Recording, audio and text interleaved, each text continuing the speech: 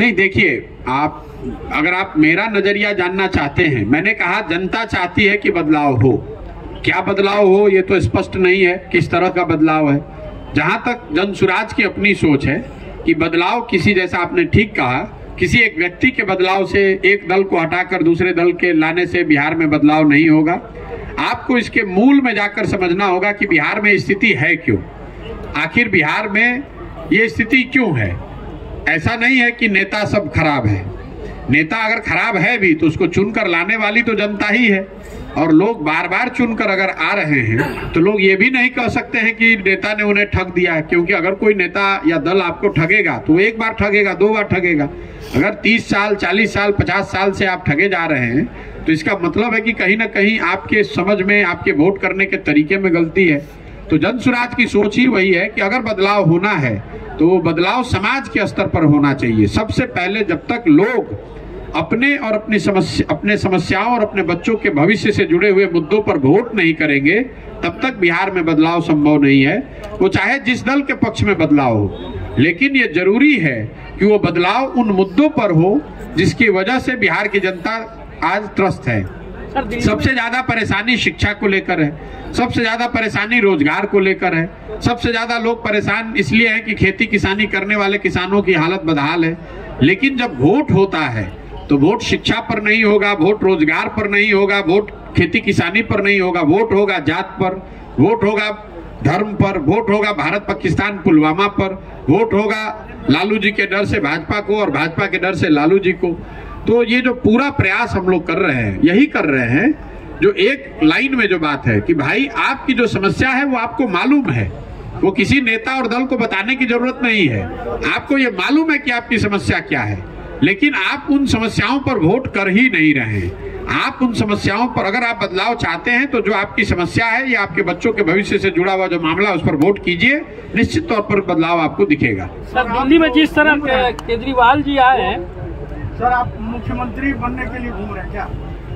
नहीं भाई, जब हमने दल ही नहीं बनाया है तो मुख्यमंत्री बनने की कहां सी बात है। ये जो अभियान हम लोग चला रहे हैं, मेरी अपनी समझ ये है कि जैसा मैंने अभी बता रहा था कि बिहार में अगर सुधार करना है तो जब तक समाज के स्तर पर यह प्रयास नहीं होगा तब तक आप राजनीति में कोई आमूलचूल परिवर्तन नहीं ला सकते हैं।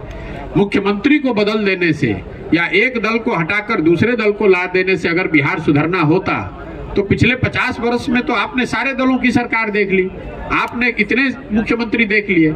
1967 के बाद, 1967 के बाद बिहार ने 30 अलग अलग सरकारें देखी हैं।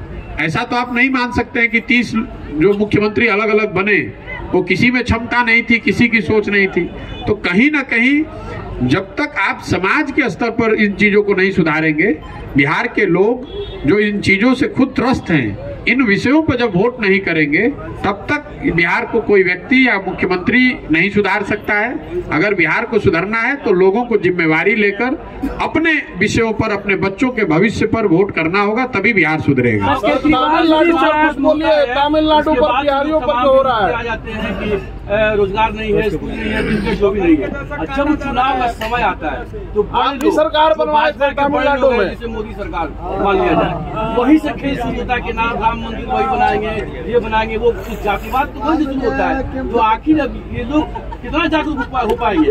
मजबूत लोगों के हाथ मिट्टी में तो नहीं। ऐसी देखिए, ये जो बात है मजबूत लोगों की, तो मेरा ऐसा मानना है कि लोकतंत्र में जनता से मजबूत तो कोई नहीं है।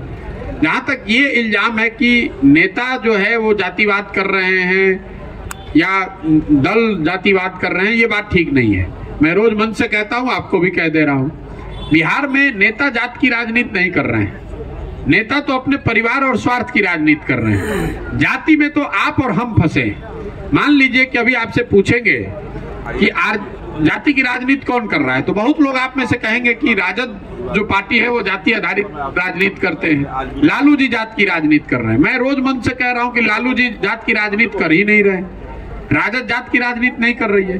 अगर लालू जी जात की राजनीति करते तो ये कहते कि यादव समाज में जो सबसे काबिल आदमी है वही आदमी बिहार का मुखिया बनेगा और सारे यादव समाज के लोग हम लोग को वोट दीजिए। लालू जी ये तो नहीं कह रहे हैं। लालू जी ये कह रहे हैं कि मेरा लड़का राज्य का मुखिया बनेगा और सारे यादव समाज के लोग आप लोग हमको वोट दीजिए। तो लालू जी तो अपनी राजनीति कर रहे हैं, अपने परिवार अपने बच्चे की राजनीति कर रहे हैं। जाति आपके हमारे दिमाग में है और लालू जी अकेले नहीं है, मांझी जी भी यही कह रहे हैं। कोई पंडित का नेता है तो वो भी यही कह रहा है, कोई कुशवाहा का नेता है तो यही कह रहा है, कोई भूमिहार राजपूत का नेता है, मुसलमान का नेता है तो यही कह रहा है। जो लोग भी बिहार में राजनीति कर रहे हैं वो अपना हित देख रहे हैं, अपने परिवार अपने बच्चे का हित देख रहे हैं। जातियों के चक्कर में आप और हम फंसे हुए हैं और इसीलिए जो ये पूरा अभियान है वो यही है कि घर घर जाकर हम लोगों को बता रहे हैं कि अगर नेता अपने बच्चे की चिंता कर रहा है तो आपको भी अपने और अपने बच्चों की चिंता करनी पड़ेगी। आप अगर अपने बच्चों की चिंता नहीं करेंगे और आप जात के आधार पर, धर्म के आधार पर, पुलवामा और पाकिस्तान चाइना के आधार पर अगर आप वोट करेंगे तो स्वाभाविक तौर पर आप अपने बच्चों की शिक्षा और रोजगार की व्यवस्था को सुधार नहीं पाएंगे। सर सवाल है,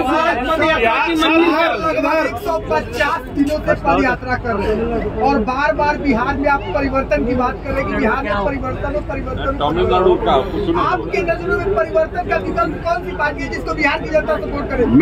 आपको लेकर के बिहार की जनता में विश्वास पैदा हो गया। मैं आपको जो बता रहा हूँ ये बात आप समझिए, राजनीति जो है वो समाज का आईना है।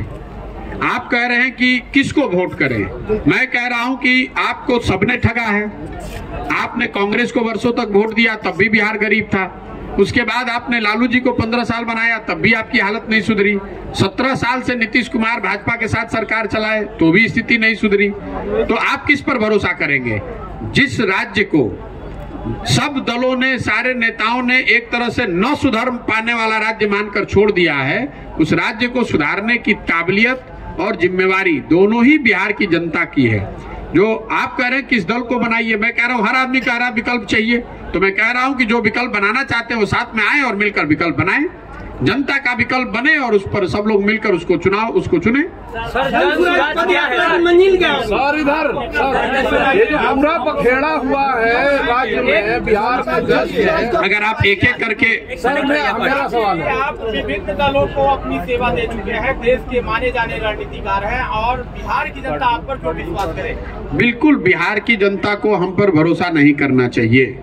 मैं रोज मन से कहता हूं, आपने भी जो सवाल किया, कुछ लोगों का ये सवाल है कि आपने 2014-15 में नीतीश कुमार की मदद की और आज आप उनका विरोध कर रहे हैं, या आप ये भी कह सकते हैं कि आपने दूसरे दलों की मदद की, उनके भी आप विरोध में बोल रहे हैं। बिल्कुल ये जायज सवाल है, इसका उत्तर सुन लीजिए। जिस नीतीश कुमार की 2014-15 में मैंने मदद की थी वो नीतीश कुमार थे जिनके शासन काल में 2005 से 2012 के बीच बिहार सुधरता हुआ दिखा था। आज जिस नीतीश कुमार का मैं विरोध कर रहा हूं, आज वो नीतीश कुमार हैं जिनके शासन काल में 2015 के बाद से स्थिति बिगड़ती हुई दिख रही है। जिस नीतीश कुमार की 2014-15 में मदद की गई थी वो जदयू के नेता थे जो चुनाव नहीं हारे थे, लेकिन उन्होंने राजनीतिक मोरालिटी के आधार पर पद से इस्तीफा दिया था। 2014 में नीतीश कुमार चुनाव नहीं हारे थे, उनकी पार्टी चुनाव हारी थी, उसकी एमपी की संख्या घटकर 2 हो गई थी और नीतीश कुमार ने अपने पद से इस्तीफा देकर मांझी जी को मुख्यमंत्री बनाया था। आज वही नीतीश कुमार हैं, वो चुनाव 2020 में हार गए हैं।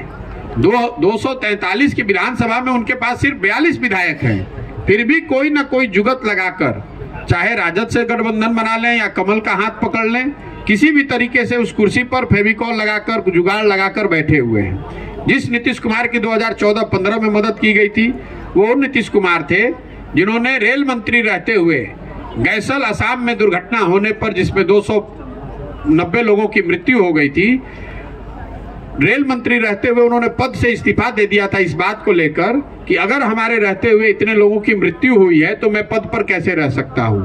जिस नीतीश कुमार का मैं विरोध कर रहा हूं, ये वो नीतीश कुमार हैं जो कोरोना के दौरान हजारों लोग बिहार के मर गए, हजारों लड़के रोड पर मारे मारे पूरे देश में फिरते रहे और इस आदमी ने मुख्यमंत्री रहते हुए अपने घर से बाहर निकलकर उन बच्चों की, उन परिवारों की मदद करने के लिए कोई प्रयास नहीं किया।